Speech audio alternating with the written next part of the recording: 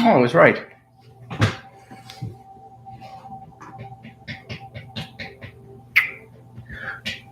What's the difference between changing who you are and dying?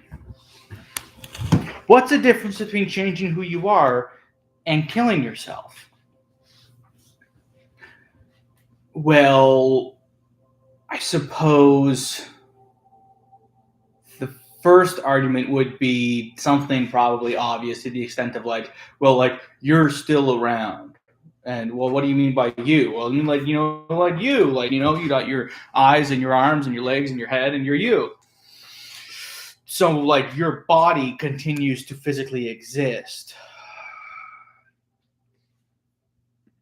Okay, so our historical figures, significant cultural figures, are they still significant because of anything tied to their physical bodies, right? Is Alexander the Great's accomplishments, is the way that his campaigns around the Mediterranean and, Asia, I guess, right, are the continuing impacts on the way that that man's decisions and actions shaped human history, literally. Are those tied in any way to that person's physical body? Obviously not. Obviously not. I presume a tomb of Alexander the Great. I have no idea how I learned of Basil II. I was thinking of this. I have this idea, and it's all kind of based off this thing that Basil the Great did. He blinded a bunch of people. And I have no fucking idea where I heard of it. It's some random place on YouTube. Tomb of Alexander the Great is an enduring mystery. Thanks, Wikipedia.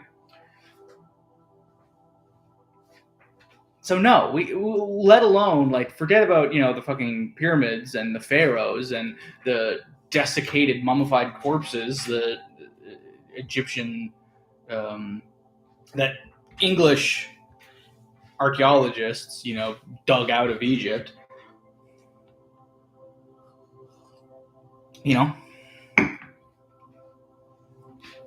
Like, is their impact on our world made greater by the fact that we still have their bodies? Their bodies still exist. We don't even know where Alexander the Great's tomb is supposed to be, let alone what happened to his physical body. Obviously, I'm being a bit, I think maybe, I don't know if generous is the right word, but we watched The Good Place. So physically, the wave of Alexander the Great has returned in its entirety to the ocean, right? The water that made up the wave of Alexander the Great is 100% part of the ocean. It does not exist in any way that is meaningfully recognizable as the individual that historians know as Alexander the Great. So what's the point of prolonging the existence of a physical body if I were to get conked on the head and be, a vegetable? Is that closer to, changing myself? Or is that closer to being dead? I'd argue being dead, right? I'd argue that the state of the physical body has very little to do with the aliveness of the person, I think it's possible, and this is sort of like the philosophical thing that people have been running up against. This is something that like one of the fucking Stoics made a note of the people who would just kind of walk around Rome, not really going anywhere. Who was this? Cicero, Cicero? I don't even. I'm a complete fool. But I remember reading one of the daily Stoic newsletters, which I'm reading because I'm a stupid person, right? Stupid people don't need to get a daily Stoic newsletter to get like a couple paragraphs worth of what Marcus Aurelius fucking thought about, back pain or the fuck. Smart people are aware of real philosophy. They don't learn from those sorts of things so much as perhaps they are pleasantly reminded and maybe, pleasurably participate in the conversation in a very surface level, unintense sort of way. Not me. Like, it's all a novelty when I get exposed to that sort of stuff. It's all new information because I'm an idiot.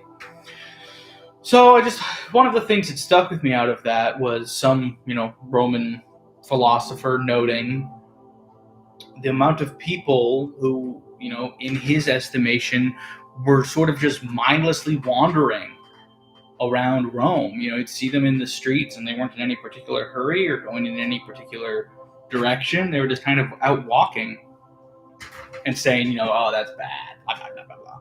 And it's like, that's good. I think that's good where, if your society is working well enough, obviously, Rome had its problems in the form of the fact that it was, a hegemon that could afford that degree of luxury by virtue of extracting the wealth and resources and literal life of the places that it conquered and colonized. But, the goal of a society, as they expand in scope, it becomes more complicated and trends inevitably towards socialism, towards communism, yeah. But the goal of the society is to have one that has such a bountiful, accessible surplus. That's the thing right now, right? Is that we have a humongous surplus, but it's not accessible. It's all hidden in breakage and spoilage and these bananas have turned slightly brown, so no one will buy them. And we don't have a bakery actually, here at the grocery store, so we can't even convert them into banana bread. We just put them in the fucking compost, shit like that. This one time when I was working at the grocery store, this guy came through.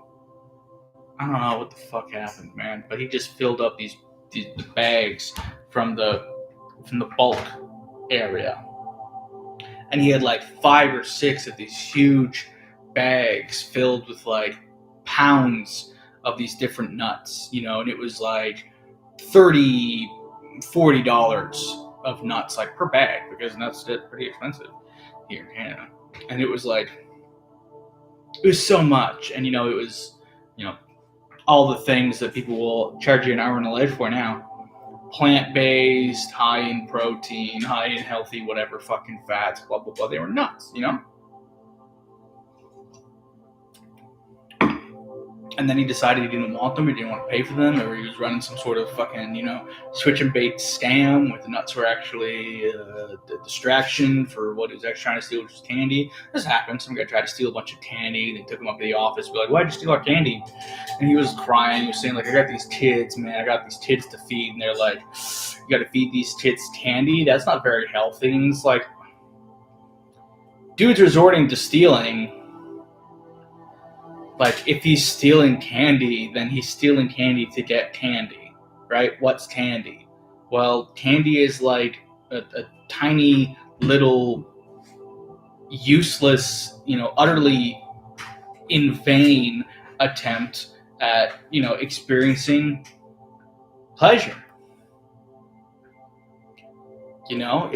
Sugar is a drug. To boil everything down, as you have to when you're working one of these fucking jobs, when you're working under capitalism and all this shit, when you're working in a society that makes you stupid on purpose because it's profitable, because those people aren't stupid, right? Those people had been lied to and tricked into thinking that comfort is something that you earn, believing in that fucking the pyramid of needs. Pyramid of needs, which has a mummified corpse in the bottom. Maslow's. Fuck you. Maslow's hierarchy of needs that, like, you know, we're always functioning on that, or that it is right for us to be functioning on that, you know? And it's like, hey man, if you're gonna steal for your kids, you know, if your life is so fucked up and desperate and sad that you're like, I want to steal to give my kids something so I can appear to at least like inhabit the skin of a provider for a moment. Maybe I can give them just like one memory of the time that I showed up and we all had treats together and things for an afternoon weren't that bad. Well, why aren't you stealing heads of cabbage? Why aren't you stealing celery for them kids? That's healthier than candy. But back to these nuts, we have to throw them all out. And the first time I threw them out, you know, they were like, throw these out. And I was like, okay. And I took them and I put them, and I kept them in the bags. I don't know if I double bagged them. Maybe they're already double bagged. But I just threw the bags in whole into the garbage. And I was like, someone's going to come along and dumpster dive, and they're going to find this gigantic bag of nuts. And their lives are going to be better. And then the shift manager came around after me, reached into the garbage can, spent like 5 minutes reaching into the garbage can, pulling out these bags of nuts, tearing them open, and pouring them back in.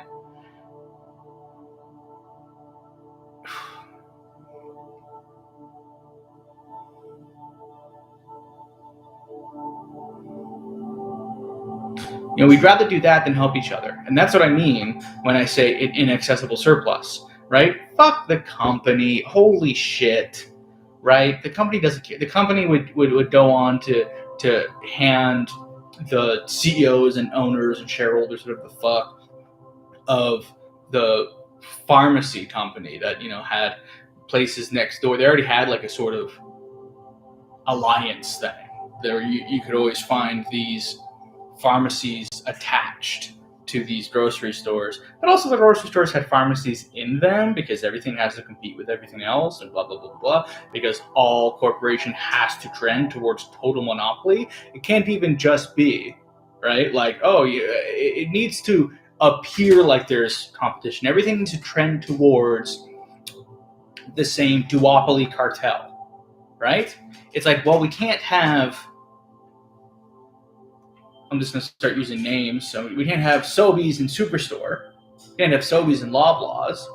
And then also, like, you know, over here, then Lawtons and Shoppers as like completely different spheres of things. We need to embed pharmacy services inside our supermarkets, which are right next to each other. Like, I totally get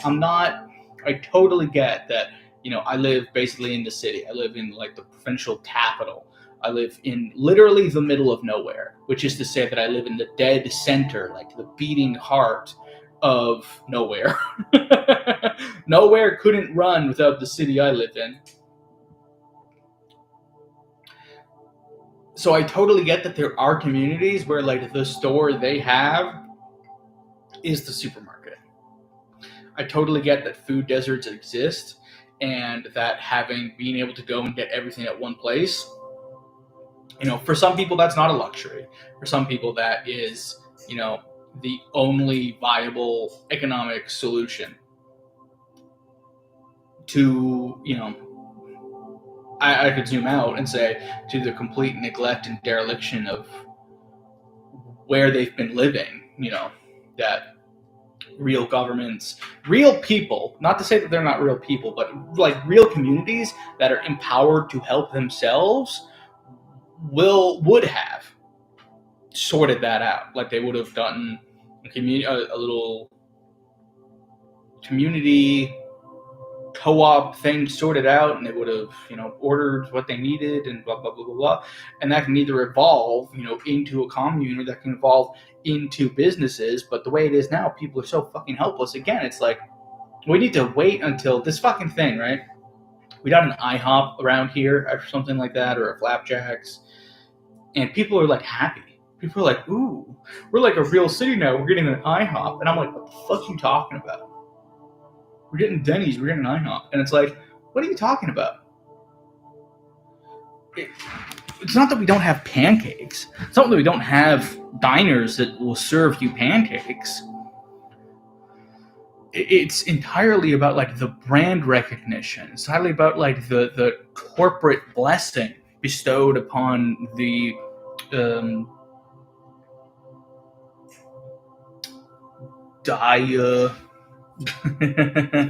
a bishop is someone who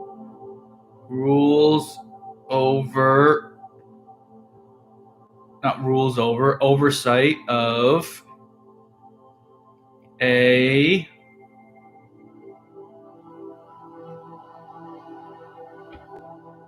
come on.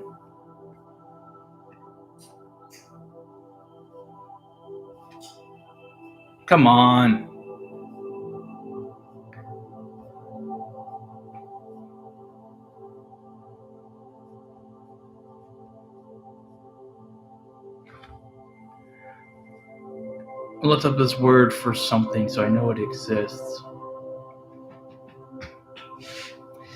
Come on. Boo. This is giving me a headache. I'm just, this is embarrassing, despite the fact that the only people watching are aliens in a far-flung future. Christianity, Bible, denominations, theology, philosophy, culture, movements, cooperation, theology. What is this word? It's like Diogenes. It's like it sounds like Diogenes, but it's not Diogenes. A bishop is an ordinary clerk with a position oversight of a religious institution. And bishops are priest, deacon, priest, or congregation, not a congregation, not the word I was looking for.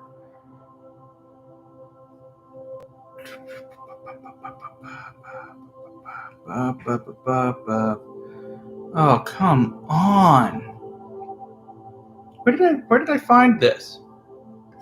Clergy, clergyman, clergy, church, churchman, elders, priests, Presbyterian, pope, priests,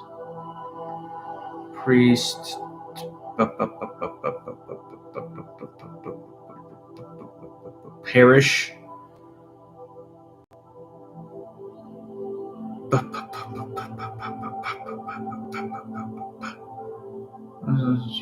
oh my god, this is making my head hurt. This is so fucking stupid.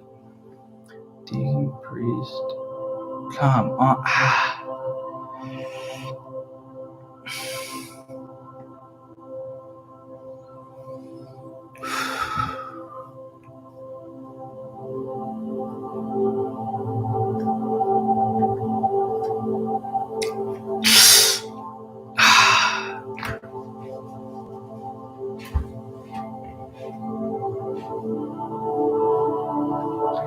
Oh, come on.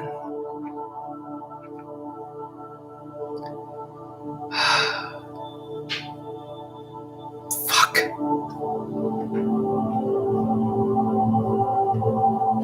Diocese. Ugh.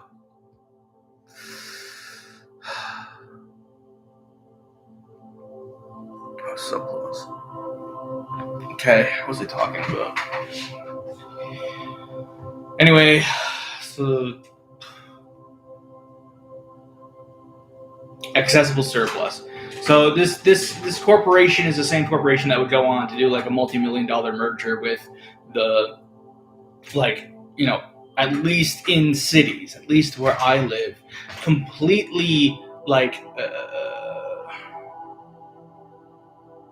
vestigial institution of like independent pharmacy corporations. And now the corporation that owns is one side of the cartel basically all across Canada is also, and I'm not using the word cartel lightly. Like, remember fucking Pete Buttigieg, how even the New York Times tried to grill him on like, hey, you like worked for a company that fixed the price of bread. And he was like, oh, I was an advisor for a company that maybe recommended to some people that they try attempting a campaign of fixing the price of bread. And he was like, oh, that wasn't me. I was like, fuck you, dude. Fuck off. dude. Jesus Christ. But yeah, no, these are the guys who, like, they got together in a room and they were like, hey, listen, instead of competing, let's fix the price of bread. And let's just say, which is, again, we could fix the price of bread on a governmental level. Like, we could plan the price of bread and say, like, regardless of what production happens, this is the price of bread. We know we can do it because the cartel corporations fucking did it. The corporate cartel did it. Well, this is like really shit. Probably burnt my up and shit. I'm supposed to cover this with parchment paper. I fucked it up. Of course, I got bored halfway through and stopped following the recipe. What's the difference between changing yourself and killing yourself? Because it has nothing to do with your body continuing to exist.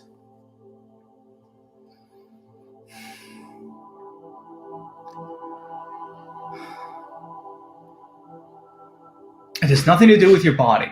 So it's not that. Okay, maybe it's some sort of like continuity of consciousness. Every time I fall asleep and wake up, do I die? And am I resurrected? Well, no. If I resurrected? Well, no. If I change my mind about something, so much so that if I get hit on the head and I develop like complete amnesia and I build up a new personality, well, that's not really how it works as far as I understand it, because like that new personality would still need to build itself out of, to some extent, the undamaged, less damaged existing neural pathways. Certain thoughts are easy to have because you have exercised the neural pathways. Here's a brief fucking neurobiology lesson for anybody who thinks that I have a single ounce of knowledge to give out. But the more you remember something, the better you get at remembering the story you tell yourself about it, not the actual memory. Because every time your neurons fire down a path, they alter them slightly. Like, it's not fixed. The process of accessing the memory alters the memory. It reshapes it, restructures it into something that's a little bit easier to access for next time. This is how stories work. This is how people's memories diverge from like their shared memories of the same event. Because they tell themselves the story of the event. They don't literally re-experience the event. And that goes for everything. That goes for habits. That goes for, this is a Dr. Peterson thing, so, fuck me. But, this is a thing Jordan Peterson said with my own like editorial additions to it and whatnot. I'm gonna pull that and just let it rest, I think.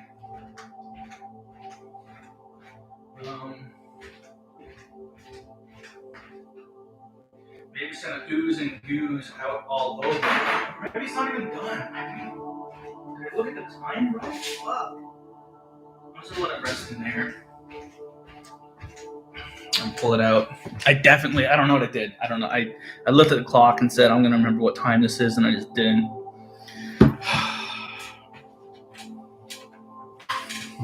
Alcoholism, right? Talk about alcoholism.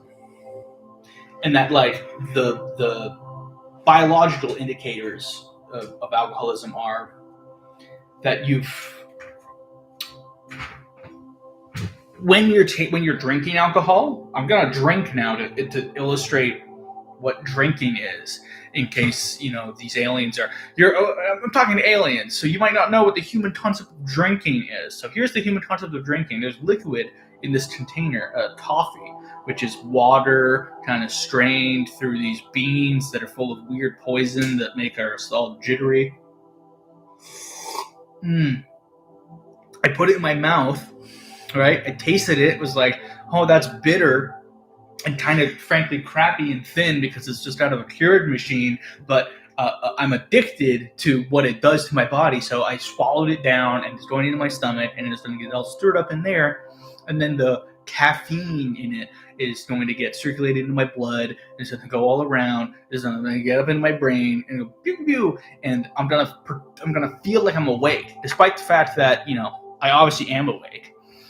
And the only reason I don't feel like I'm awake enough is because I'm addicted to caffeine. So my brain thinks that, like, okay, I'm awake, but there's like another stage of awakeness that I'm supposed to access. So right now, I'm in withdrawal. I am environmentally expecting my body to be at a state that it's not at, right? And so how do I translate this mismatch of expectations and reality?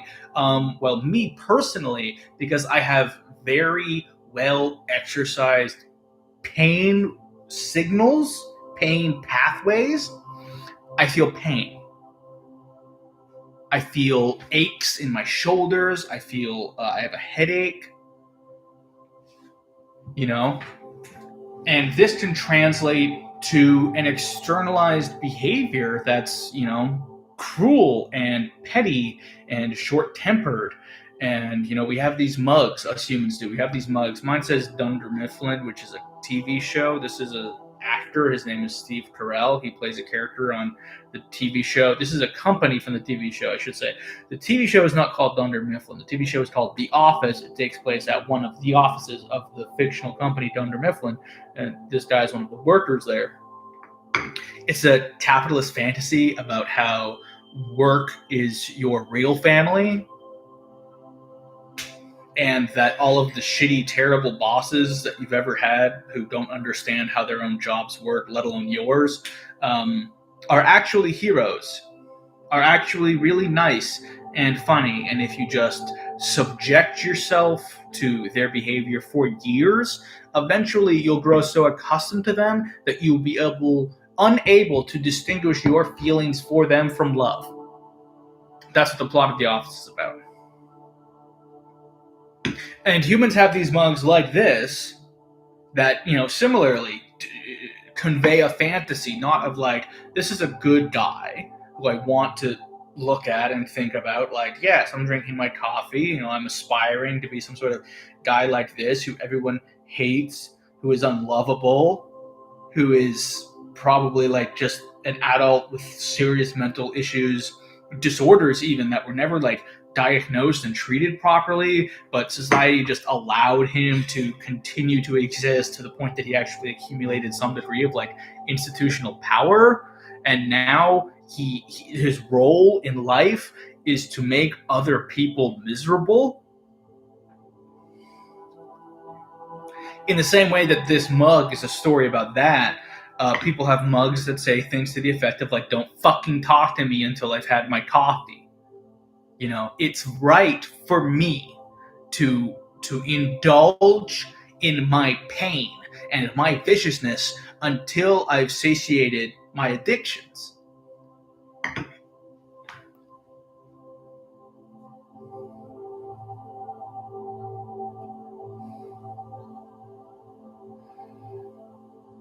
Because those pathways in my brain, they're wide and they're deep because I'm used to using them. When you, getting back to this alcohol thing I've been trying to talk about, when you, and most people when they're kids, they drink alcohol. I think this is kind of the thing, like the experience of drinking the alcohol and the initial digestion of it spikes your blood alcohol level, right? And if you're accustomed to your blood alcohol level spiking, coinciding with an increase in your heart rate, like, excitement, panic, fight or flight kicking in, you become more alert, you're flooded with adrenaline, you are literally, right? Because alcohol impairs your judgment, right? And if your judgment is impaired, but you're also like excited and engaged and activated, then you accomplish things that you probably couldn't have accomplished if you were either bored, not activated, or sober, not on a blood alcohol spike. What sort of things? Well, not like doing anything constructive, frankly. Although, we found ways as humans to make this work. I guess the Egyptians who built the pyramids basically lived on like liquid bread, which is some sort of substance that's halfway between modern beer and modern bread. Like there's fermentation in both of those, but I guess it would be like cooked to a lesser degree, so you wouldn't burn all the alcohol of the fermentation process out of it.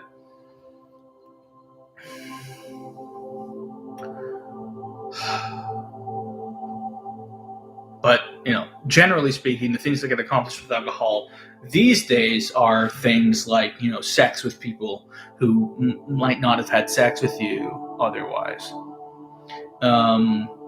Feats of strength or, bravado or social daring, but not really like social competence, necessarily. Like, yeah, your inhibitions are gone, so maybe you're less awkward and you don't second guess yourself so much, and you have this unearned confidence. And I think for humans like confidence, and I think part of our mental pathology at this point in our civilization is our perverted and sick admiration for unearned confidence. Like, we think it's fascinating. Like, we think it is somehow perhaps even like more true. Maybe I'm projecting here, but here's the thing. Like, something that you just have intrinsically, something that you don't have to earn, is more yours than what you earn. If you earn something and you work through the system, right? If you do all of the correct steps, if you, for example, win a bunch of awards, beat a bunch of opponents, are gifted a bunch of prizes, and people seek your attention and company, your confidence makes perfect sense. So it's not really like notable. It's just like, of course you're confident. It would be an insult to the rest of us for you to feign being not confident, which is, is the double-edged sword of our celebrity class that we have, that they need to be relatable, so they need to talk about how fucking horrifying and miserable our lives are while living lives of immense comfort and confidence. So, every once in a while these things come across that are deeply ingenuous, deeply disingenuous. Try to speak normally, try to speak properly. Try to say the entire word out loud when you're thinking of it. There's a cap for a pen over there.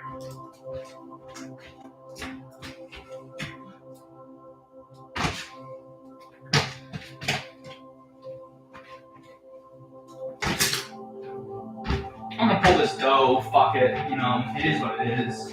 Maybe it's undercooked. It's been there for an hour. It can't be like undercooked. Can it? I don't know. Fucking idea. Oh, maybe, probably. A little bit. Hang out. Like that for a little bit, and then take that the thing.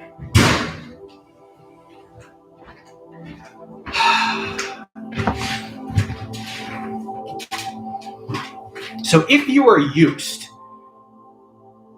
to your blood alcohol spiking and your heart rate increasing because the things that you're doing increase your heart rate, like maybe you're too young to be drinking alcohol, so it's risky in the first place.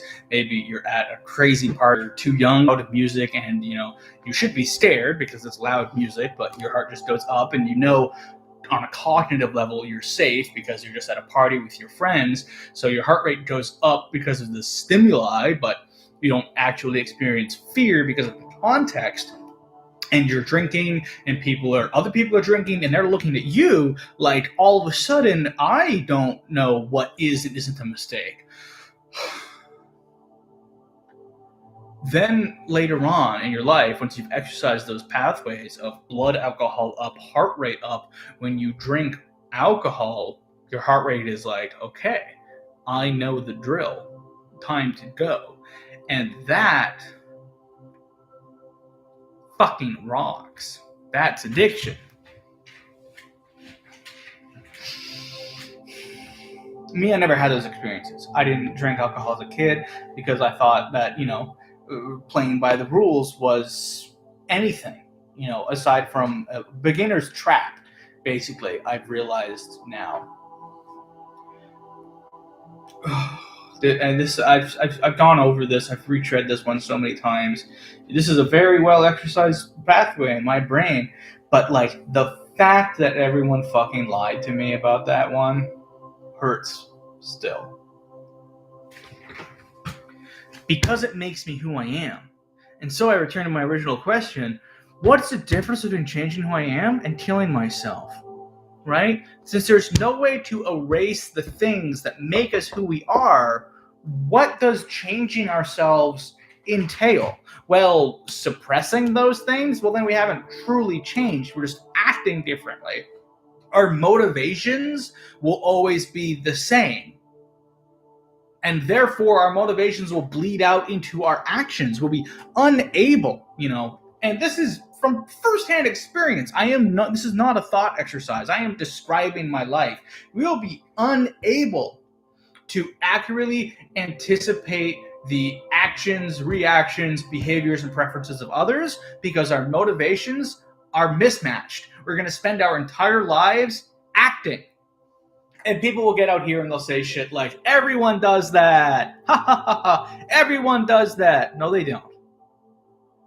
I mean, they definitely do to some extent, but nobody spends their entire life doing that. People believe what they really believe, and they have doubts, and they have problems, and they have shortcomings, but they know what disgusts them.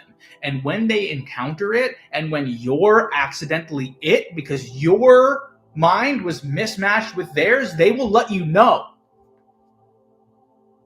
They will there are two options when you're this sort of person. You will bare your soul, and people will nod and agree and say, yeah, right, yeah, me too, because they misunderstood you, or they will say, I really don't know what you're trying to say right now, because they understood you.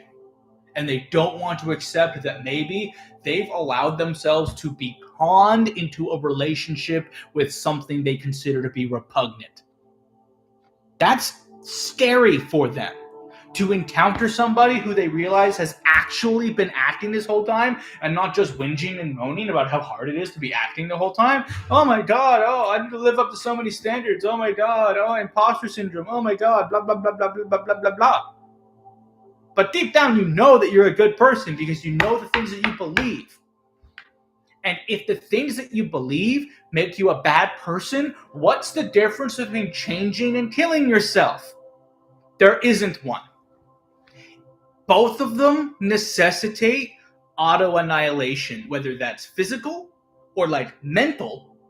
If that necessitates an entire emotional reboot, then so be it. But that's what it entails. There is no middle ground. There is no happy compromise. There is the death of this being as it exists now, or there is the prolonging of this being. That's all. Those are the only options.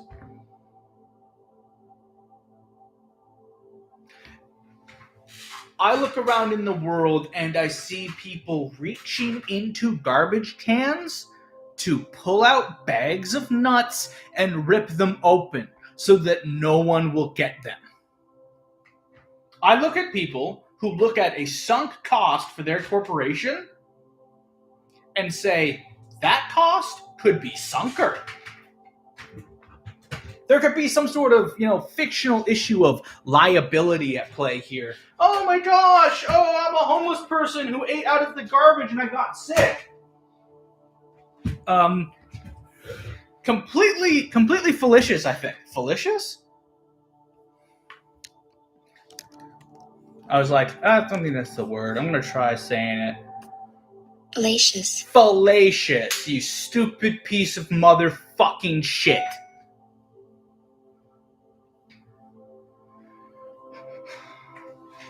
And I gotta deal with people who just say words wrong and don't give a shit. And I gotta say words. And other people tell me that's not how you say that word. And I say, oh shit, I'm embarrassed.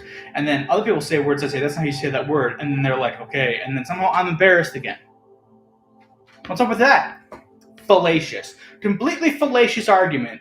Because all you gotta do is put a sticker on the garbage can that says, anything inside this can is garbage. It's not fit for human consumption. Do not take anything out of this can. And then anybody who takes anything out of that can and eats it is ignoring the plain, clear, clear and present warning, clear and present danger addressed, indicated on that sign. Oh, I'm a homeless person. I was starving. I ate food out of a dumpster and then I got sick and now I'm suing the corporation. Hi, I'm the corporation. We put a sign on that dumpster that said don't eat anything out of the dumpster, so we're actually covered. Oh, great. Okay, actually, yeah, the legal fucking stupid system is satisfied with your ridiculous fucking stupid gesture, but also when the food goes to waste, there's still a chance that like the least privileged in society, if they get backed into that corner, which they will be because capitalism, then at least they get like one last shot at maybe feeding themselves or their families. No, we got to make sure it's not only discarded, we got to make sure it's destroyed.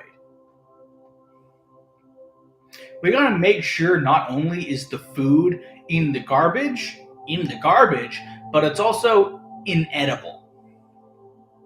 Because if anything edible were to be found there, then maybe people who hadn't earned it could get it. Maybe people who deserved to starve and die would get away with living. And that we find unacceptable. Not the breakage, not the loss, not the fact that the fucking nuts or whatever the fuck is going in the garbage anyway. But the idea that someone who doesn't deserve it could get their hands on it, oh, well, then that could be exploited because people could come through and they could, like, make a big mess and then put it in the garbage and then, blah, blah, blah, blah, blah, blah, blah. Hey, maybe if the system is so fucking broken that, like, as soon as you suggest a single way they could make people a bit like less on the verge of death, you're like, well, we can't have that because then people would start exploiting that to get even more people away from the verge of death. Here's the thing, right? Shut up, fuck you. No one ever is going to get rich from eating out of the garbage. Like, if that's your worry, people will come through. They'll bankrupt the store by throwing everything in the garbage and then taking it for free. Okay? And then you won't have the millions of dollars that it took to buy the pharmacy next door, to buy all the pharmacies next door in the fucking country.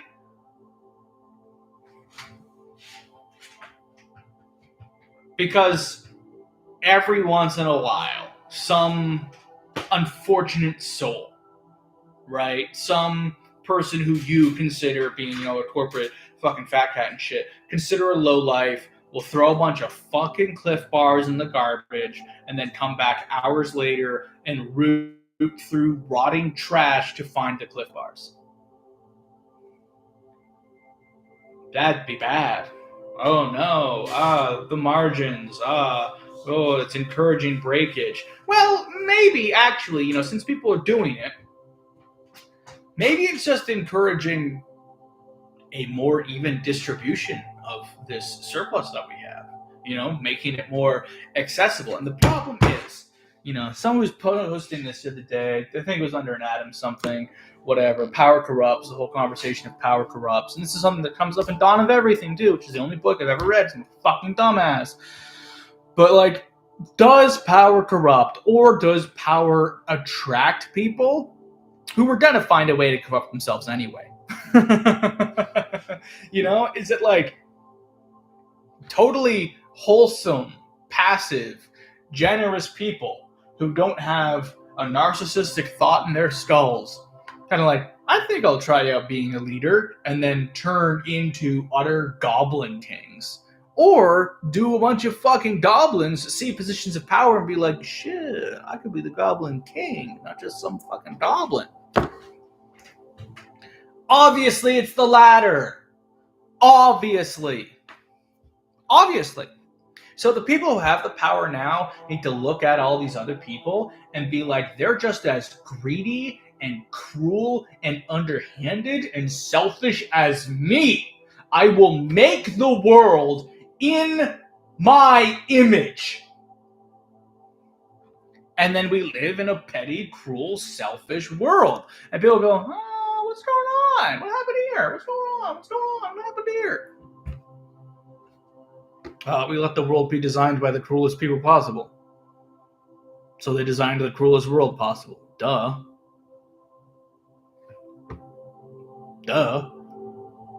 That's not a mystery.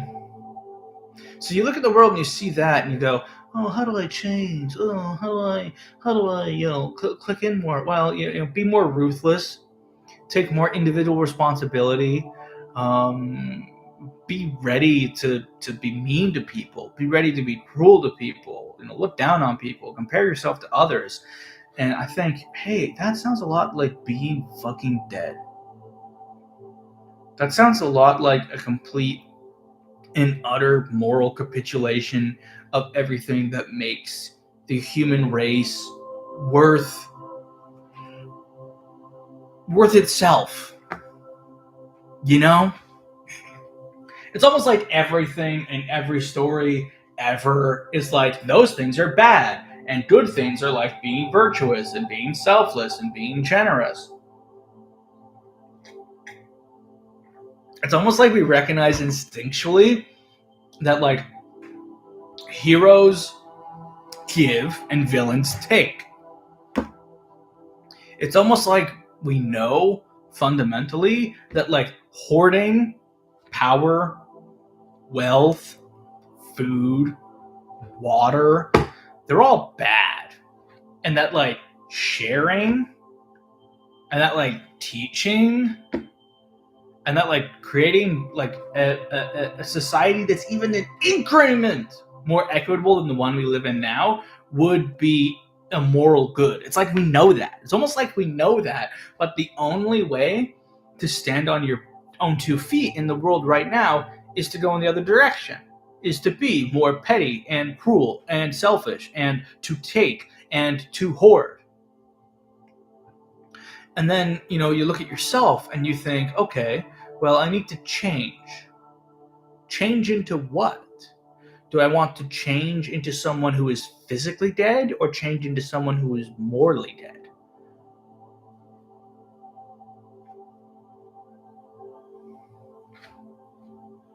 Well, since I've already indicated, I don't know, I don't think, I'm convinced that the physical life of a body is as important as, I've established that I don't think the physical life of a body is tied to like being alive. That's something I said. Well, what does that imply? Well, being alive is still something. I'm not saying life doesn't exist. Life exists. Okay, well, if it's not just simply like, critters going around being alive until a bird eats them, at which point they become dead. If like that's not the be all end all of what life means when you're talking about human beings, then what is it? Well, it's probably something like, being a morally good point in time and space. Maybe it's about being capable of love. Maybe it's about being capable of being loved.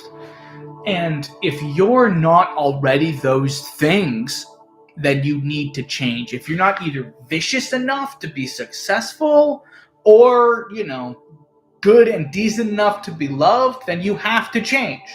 Some people would argue that if you're one or the other, you have to change. But if you're in the middle and you're neither, you definitely have to change.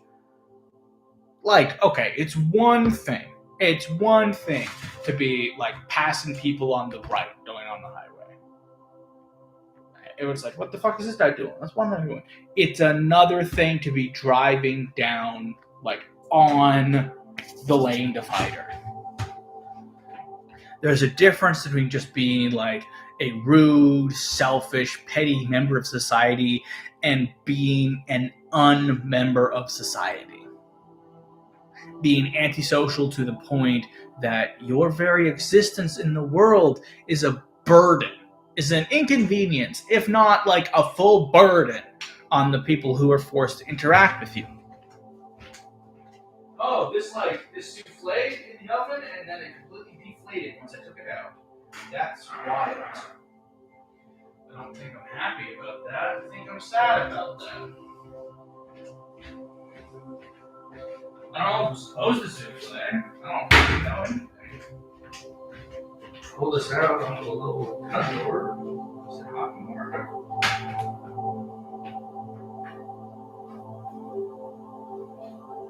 Oh yeah, that didn't really. Ugh.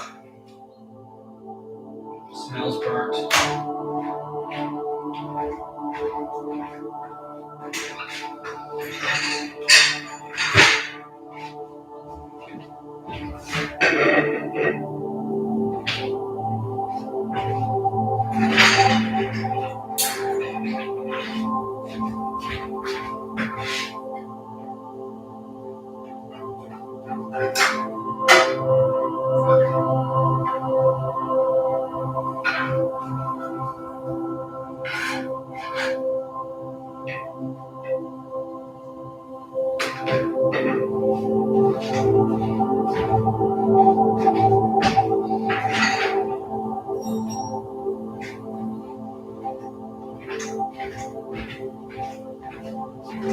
Now, I increased the amount of apple in this recipe, and I feel like I could have gone with even more apple. I really only wanted just the dough to kind of like hold the apple filling together, but it looks like there's a lot of the dough stuff in here still. Ooh, it's hot. Ooh, and it tastes terrible. Oh, it smells foul. Fuck. It smells like fish. It smells like fish. I made a apple pie that smells like fish.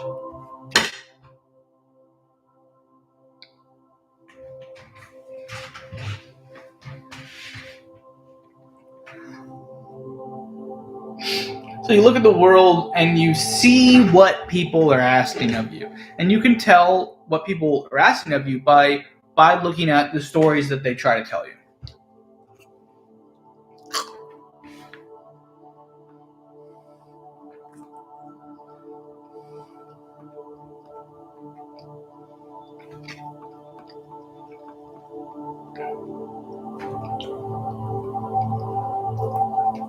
It's way too eggy.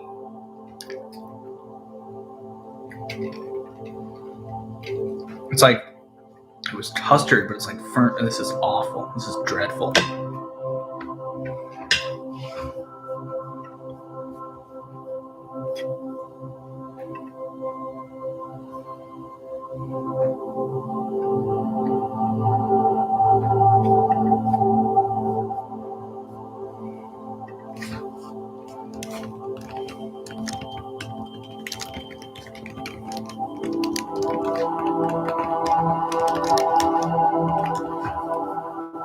I'm commenting on the video right now. It's who's it from.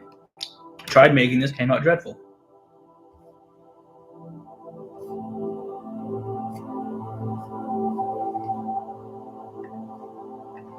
You know, because I'm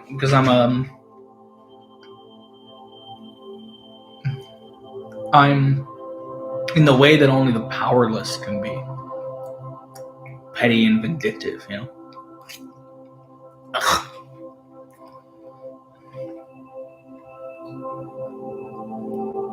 What's in here? There's flour,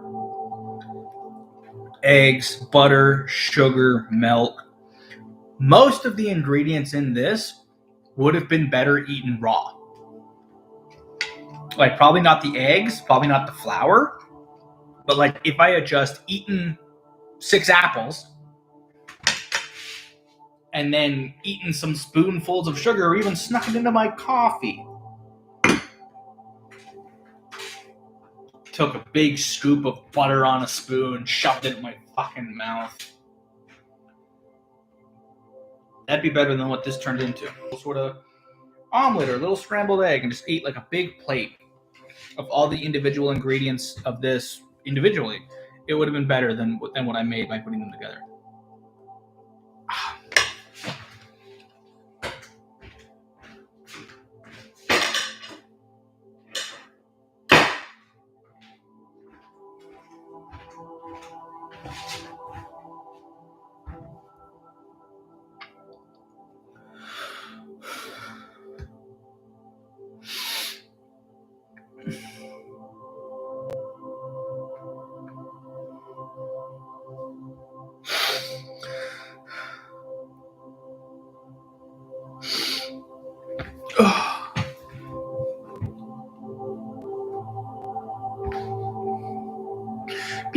People are wrong.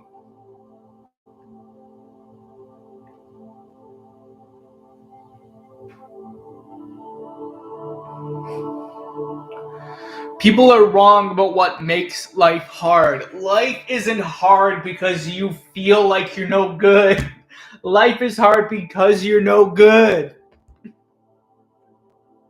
People sit around with their boyfriends and their girlfriends and their jobs and their blissful ignorance of how fucking awful the world is, and they pay lip service to everything. And they say, no, someone told me once that things are terrible in the world, and I believe them, so I feel bad about that. Fuck you! Fuck you! You're all fucking pretenders! You're all choosers, right? Life isn't about winners and losers. It's about fucking complete failures and choosers. It's about the people who lose everything that they value, and about people who are surrounded by so much affluence that it's a fucking veritable buffet of good things. And the biggest struggle they have in their life is selecting which of the good have, despite the fact that it means that they can't take all of the good things literally right now. I have to wait until the next good thing. I need to make a choice. Oh, the good thing I had, it's not as good anymore. Now I need to give it up. Ugh, now I need to choose not to have the good thing anymore. What a pain. That's a fucking luxury, right? If you think that that's the struggle of life, and you're like, everybody has to deal with that. This one time I had to dump this girl because she stopped giving me blowjobs. Oh no! Oh, that's the pain of life. That's the pain of life. Oh my god. Not the fact that everybody who you think could like you eventually learns something about you where they just start looking at you like you're fucking scum. And I don't mean like metaphorical, like they look at you like, I mean like they look at you like you are the viscous mass that accumulates on standing water. They look at you like real filth. They look at you like real filth because they don't have to look at you as anything else, right? You're a loser. Things come into your life and you lose them. You misplace them. You break them. You waste them. You lose them. People throw that word around, loser, loser, loser, loser, loser, loser. Like, what does that mean? And people think it means like there's winners and there's losers, right? Which is a binary. Which you can't have winners without losers. Right? So it fulfills itself. It stabilizes itself. It makes sense. It is apparently, on the face of it, a useful distinction to make, but it's not a real distinction. There aren't winners and losers. There are only winners and losers in games. There are losers and there are choosers. Right? America didn't win the war in the Pacific. Dropping the atomic bombs on Hiroshima and Nagasaki didn't win the war, and the Japanese didn't lose the war, right? The Japanese had no chance of winning that war, especially once like Europe fell, makes it sound like I'm on the side of the Nazis, especially after victory in Europe and everybody's interests turned to the Pacific. America, already being the global top dog, had the luxury of choosing whether or not Russia, I'm cribbing all of this from other people. I don't know any of this. Other people have told me all of this. I'm just repeating it verbatim.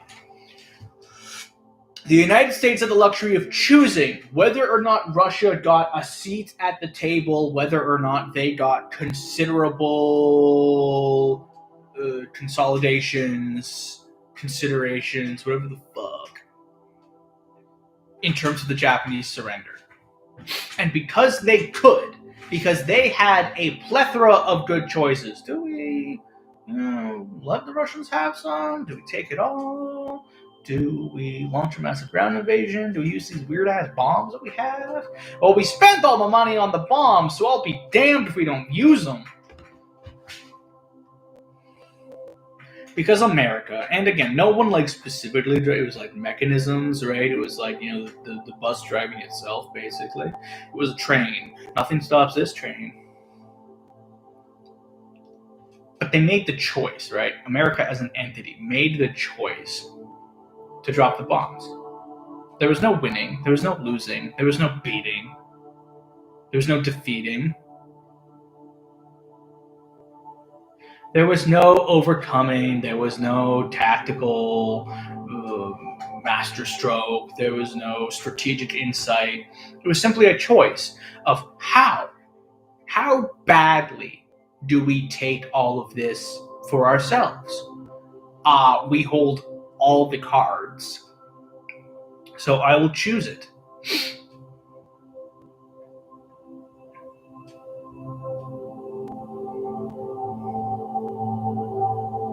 And to say again, Japan like somehow like lost the war, like it was up in the air, and not that they had, what they had lost was like any sense of their ability to assess the war in terms of, anything that mattered. What they lost was the idea that like if we lose the war, it means hundreds of thousands, if not millions of people die. They were like, no, that's good. We care about our hierarchies. We care about our imperial state. So if peasants die, if civilians die, then that's kind of what they were there to do. They didn't lose. They weren't defeated. They had already lost their ability to win. They had broken it by not understanding the value of their people, by not understanding what a leader's perspective is supposed to be. By losing those things, they already couldn't have achieved victory in the war. By already having a economy untouched by the First World War, utterly, boomed by it, Great Depression aside, an economy completely jump-started by the Second World War, again, getting out of it basically completely unscathed. Oh, many good young men died. Oh, there, in the fields of France.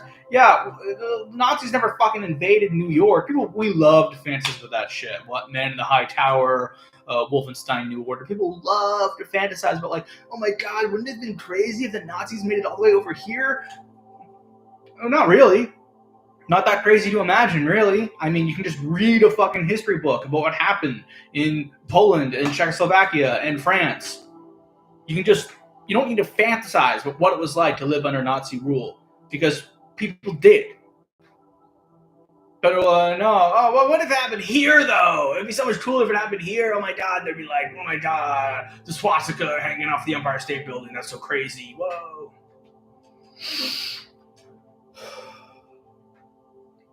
There are choosers and there are losers. There are winners and losers. It's not a clean, fair match between two heavyweights, right? Who have beaten all the other competition. It's not like the climax of the round robin where we see who wins the most matches and takes the big prize. It's the people who arrive with the ability to say, I want that, and I want that, and I don't want that, and I want that, but maybe for now it's out of my reach. So I'm going to stick with the things that I have. And the people who say, can I have, and people say, can you shut the fuck up, please? What makes you think you're entitled to such a thing?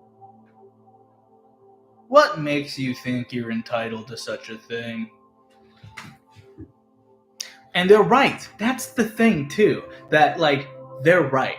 If you say losers, winners, right? If you pretend it's all like a game or a war and there's like some sort of outcome, right? Some sort of contest, then it's like, the rules are unfair. It was rigged. The judge, the ref gave them an unfair, he was biased towards them. That's not how it works, man. It works because people just suss out your essence. People look at you and they can tell this guy's a fucking loser, actually. How do I know? Well, he's late, he's checking his pockets, he's looking over his shoulder, he showed up 15 minutes early because he knew that if he didn't show up 15 minutes early, he'd lose something somehow. He'd lose his way on the bus, he'd lose his keys. Oh, good thing I left 20 minutes early, so I noticed that I had, lost my keys. I had enough time to find them. I showed up just in time. People don't need to be biased against you when you're your own worst enemy. They only have to be on your side to kill you. That's it. All they need to do is to recognize that your innate, obvious goal, like through your actions, through like your real subconscious intentions being manifest in the world, not through what you say. Because you're like, oh yeah, I wish I could have a job. I wish I could I really want to be a writer. I have this idea. It's about a complete piece of shit who no one loves. And then a girl with huge tits shows up and it's like, you're cute actually. Only I can see it. Fuck you. People don't need to rig the game against you. You're sitting in your own end zone punching yourself in the fucking nuts. They didn't need to conspire to defeat you. You defeated yourself because you're a loser. Because there's something wrong with your brain. Because your brain doesn't work right. Because you forget things. Because you miss things. Because you fail to notice things. Because you've done that for so long that you think maybe there's power in doing that. Maybe since I'm constantly finding myself, on the back foot, maybe if I'm constantly being defeated, then maybe if I preempt that, then I'll control it. Maybe it's not that they're joining the team with my self-destruction. Maybe, I'm the one initiating that alliance. Maybe I'm the one saying, no, look, I'm aware. And knowing is half the battle. Congratulations. Now please go to the bookshelf and bring up, please, I'll give you literally infinite time. I will give you literally infinite time to bring me examples of great military leaders who history remembers for winning half of their battles. And I don't mean 50% of the battles they fought. I mean rather for each battle they fought, they won half of it, lost the other half, and winning half of the battle is called losing the battle. You need to win the whole battle to win the battle. If you think it is a sufficient landmark, a sufficient benchmark, to have, oh, here we are, boys. We're halfway through winning. Time to basically call it quits. The rest of the work does itself, and congratulations, right? Congratulations, you've achieved your goal of destroying yourself. You have crucified, you have immolated, you have buried alive the things about yourself which you hate. Are you wrong to hate those things? Those things is self-hatred of somebody who seeks out, the worst possible version of their own life.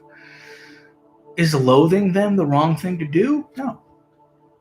Because if they're seeking out the worst version of their life, for you to straddle yourself, for you to hang any part of your life on theirs, is to condemn it to annihilation. Why would you do it? You're a smart person. You don't want to die. Push them away. That's the correct thing to do. That's what they teach lifeguards, right? If someone's in the water and they're thrashing and they're grabbing, right? Get out your leg, push them away. If somebody is panicking in the water so violently that you cannot safely intercede, that trying to save them puts your life in danger, let them drown. Let them drown. Why? Well, aside from the fact that, like, 2 dead people is worse than 1 dead person, right? Your life is worth more than theirs. Your life is worth more than theirs by virtue of the fact that the person living your life, their goal is to preserve that life. And if someone is participating, even, without their full wherewithal being, engaged or whatever the fuck. If their actions are killing them, then they're committing suicide. And the life of a person who commits suicide is worth less than the life of a person who chooses to live. That's all. Just like the life of a plate with a chip in it that threatens to turn into a full-blown crack, that threatens to shatter the next time you put it through, like, the hot sanitize cycle dishwasher, it's worth less than just a solid plate that isn't about to break.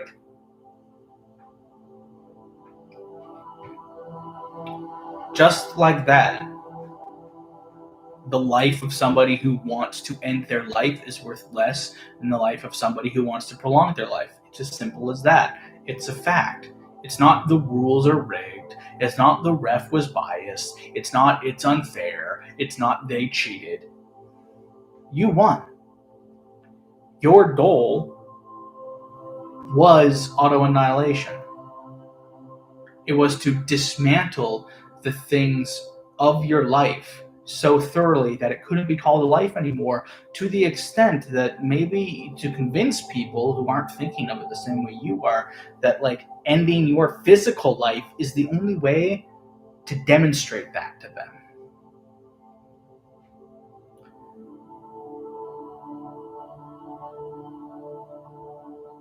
And that's what autoannihilation really is. It's people say, like, oh, it's about pain. Oh, it's about escape. It's about proving a point. It's about telling a story. It's about drawing a line in the sand and saying, this is where this story ends. And you need to do it. Because otherwise, they'll never stop arguing with you. They'll never stop telling you that, no, despite the fact that you're so thoroughly wrong about, like, the value of your own life and its meaning and how to live it, despite the fact that, they, an outsider who probably barely likes you, maybe can barely even fucking stand you, despite the fact that they believe, by virtue of the fact that they even entertain having this conversation with you, that you do not understand the value of your own life properly, you should still be the one in charge of living it. Fuck you. Fuck you, what? If I were to hand a man a potato and you say, I'm starving. I'm starving. And you say, okay, well, here's a potato. And he threw it into the ocean. I said, what'd you do that for? He said, I'm sorry, man. I just didn't like that potato. Felt bad, about something. I said, well, shit, accidents happen. You give him another potato. He threw it into the ocean. And looked at you and you saw that he was in the process of wiping a smug fucking shit-eating grin off of his face. How long would you keep giving that guy potatoes? How long would you go on thinking that that guy deserved to be responsible for potatoes?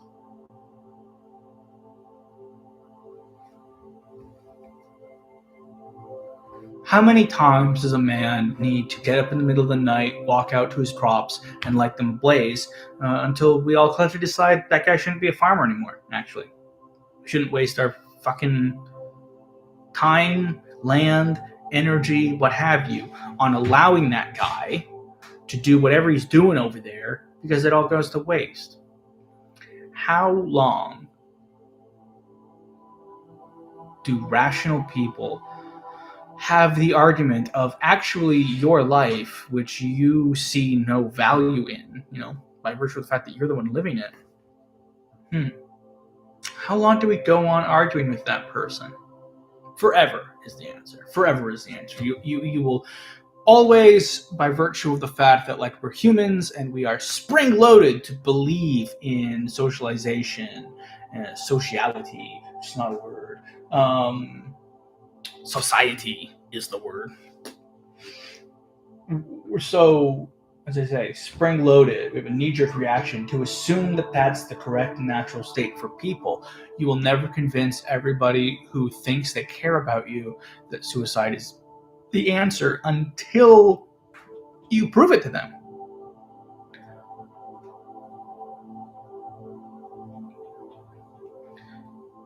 Until you show them how the story ends, and then they look in the scope of it and say, oh, what were all these steps were leading towards? They weren't mindless thrashing, directionless self-destruction. They were all steps. They were all inevitable, choreographed steps in a dance that ends in autoannihilation. Some of them will reject it even then. Some of them won't see the pattern in the same way that, watching modern dance is like, what the fuck are those guys doing? They're just going like blah, blah, blah. But some of them will see it. Some of them will see it and they'll understand, I see.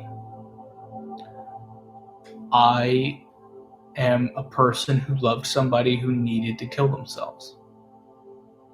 And that's going to feel bad for them. And if you can't live with doing that to someone, then congratulations, you're already dead.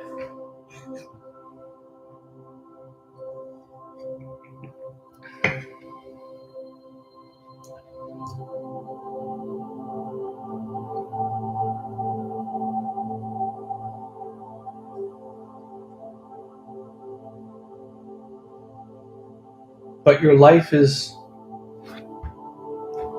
will still be there for them.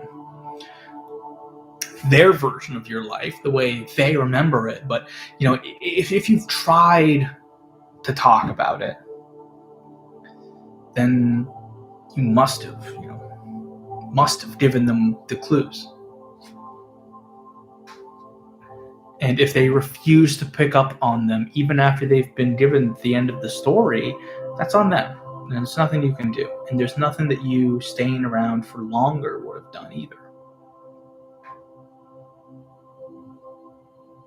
They've decided, they've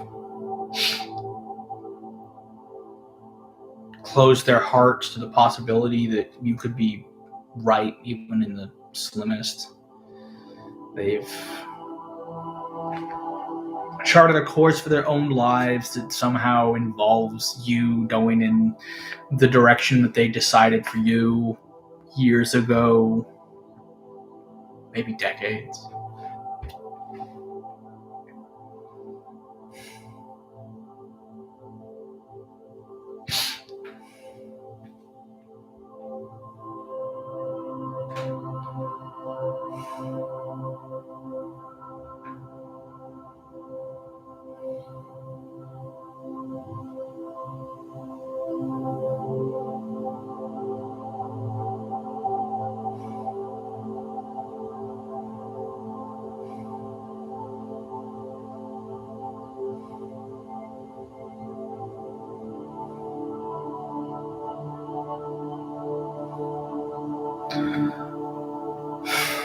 But yeah,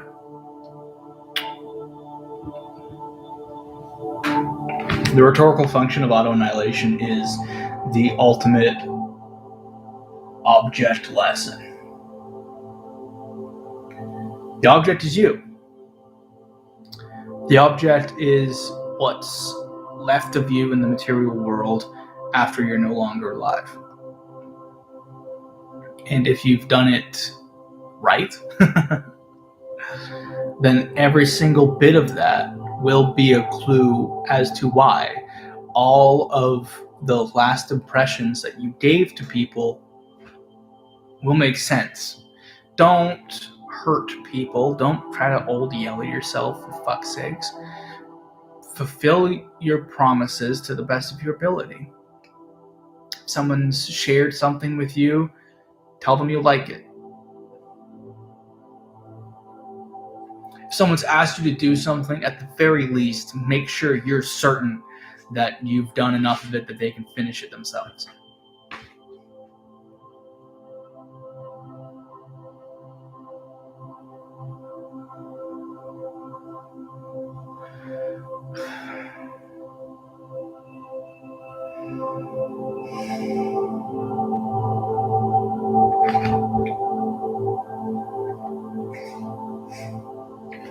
Make peace with people. Don't let anybody wonder if they're why you did it, because people are selfish. People try to explain things in ways that make sense to them, and what makes sense to them, they make sense to them.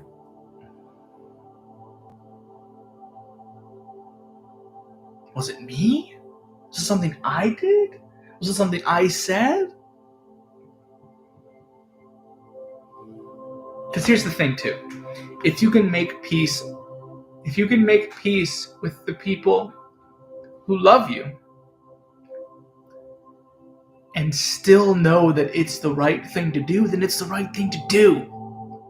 And if you make peace with the people who love you and realize that you don't want to anymore, then for the love of God, don't do it.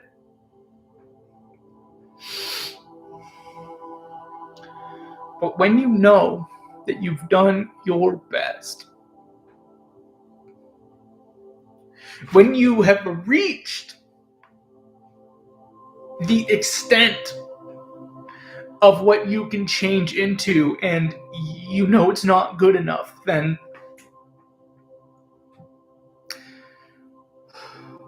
there's another degree of change.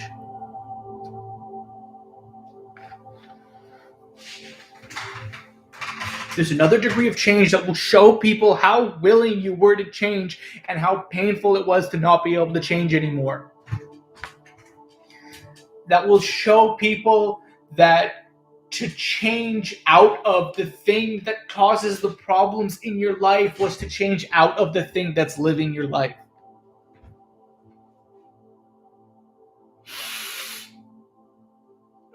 And once you make that change,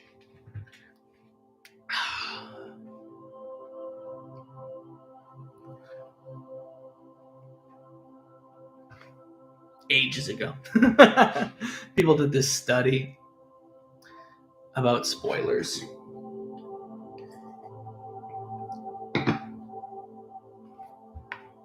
And they took a bunch of stories with really famous twist endings, and they had a control group just read them straight, and then they had a group who they told the ending to, and then they had them read the story. And pretty much across the board, I think there were a few examples, a few exceptions, and a few ones that were kind of too close to really count as significant. But overall, generally, the trend was people who knew the ending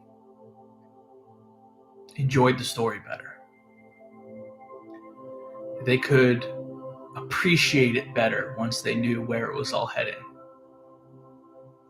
And with that context,